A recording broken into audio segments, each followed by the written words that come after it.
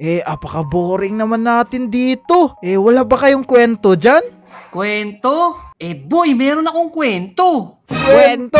Gusto namin yan! Ano ba yung kwento mo, Tang Temik? Tungkol to sa anting-anting ng lolo ko. Anting-anting ng lolo mo?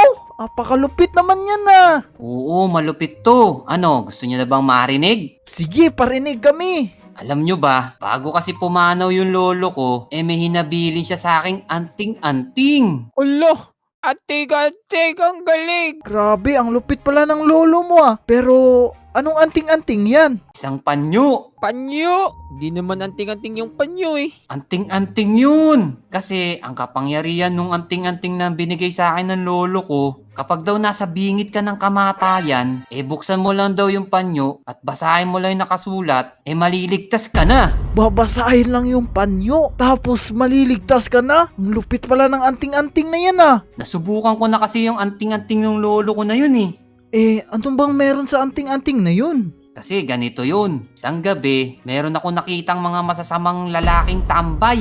Masasamang tambay? Oh no! Dapat sinuntok mo yun! Di ko kayang suntukin May mga dala kasi silang baril. Oh no! Mga baril daw, Clyde Charge! Baril. Naku po, dapat tumakbo ka na. Oo, dapat tumawag ka ng pulis! Hindi ko na kailangan yun. Kasi nga, naalala ko nga yung binigay sa akin ng lolo ko. Oo nga no, sa bagay, meron palang binigay sa iyo na anting-anting. Oo, kinuha ko yung panyo na binigay sa akin ng lolo ko. Tapos, Dahan-dahan ko yung binuksan. ano bang laman nun? Kaya lang, napunta kasi ako doon sa madilim na kanto. Hindi ko mabasa yung nakasulat. Naku po, sayang!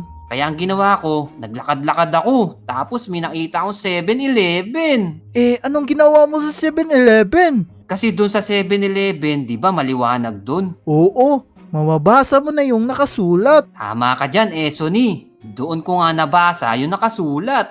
Ano ba yung nakasulat? Ang nakasulat doon sa panyo ng anting-anting ng lolo ko, Apo, tumakbo ka na.